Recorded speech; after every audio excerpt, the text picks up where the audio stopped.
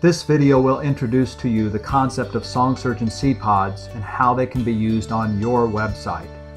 But before we get to that, let's back up a step or two and talk about what a cPod is. One of the problems with a song or music or an audio file in general is that it is fixed. What I mean by that is that the tempo or speed of the audio is fixed, and of course, so is the key. Now, for consumers who listen to music, this isn't a problem, and in fact, they have no interest or need to change what their favorite song sounds like.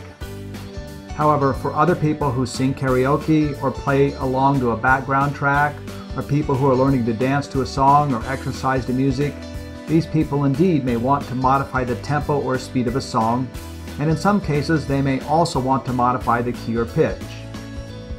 A SongSurge and cPod allows users to do precisely that. It enables them to harness the power of SongSurge, our best-in-class audio slowdown software, without buying SongSurge and without even having SongSurge installed on their computers. A cPod consists of a group of files that allows SongSurge to run temporarily on a Windows machine, and it contains a single audio file as well. When the cPod is opened, an instance of SongSurge opens on the user screen, and this audio file associated with the cPod also opens within SongSurge, allowing the user to adjust the key or tempo or both. And then, once the file is customized to their liking, they can export these changes and create an entirely new audio file that saves these changes permanently. If you have audio files on your website that customers and visitors use in some way, you may be able to add extra value to your audio files and give your visitors and customer a value-added option by using cPods on your site, thereby unlocking the tempo and key of these files and giving your users the ability to customize files to meet their specific needs.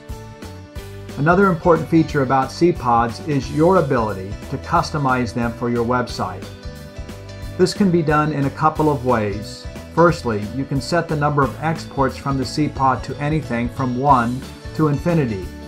So, for example, if you want to force people to come back to your website, you might want to restrict the number of exports to 1 or 2 or a few, so that when they can no longer export and create a new customized file, they will be forced to come back to your website to grab another cPod. And secondly, when a cPod is first opened, an information or splash screen appears. Now, during the cPod creation process, you can customize this screen to contain whatever descriptive text you'd like, as well as to include in it clickable text hyperlinks so that people can easily get back to your site. Next, let's transition and look at these cPods from the perspective of a visitor or a customer to your website. On a web page, cPods are no different than any other downloadable file. Here's an example from one of the pages on SongSurge. In this example, the link is clicked and the cPod file is downloaded just like any other file. Once downloaded, the file is double-clicked to start the unpacking process. After this is done, note that the splash screen appears. Now this is where the customization information appears that you put there during the cPod creation process. And here you can see I have the name of our website, SongSurge. I have descriptive text about the cPod, and I have hyperlinks back to our website.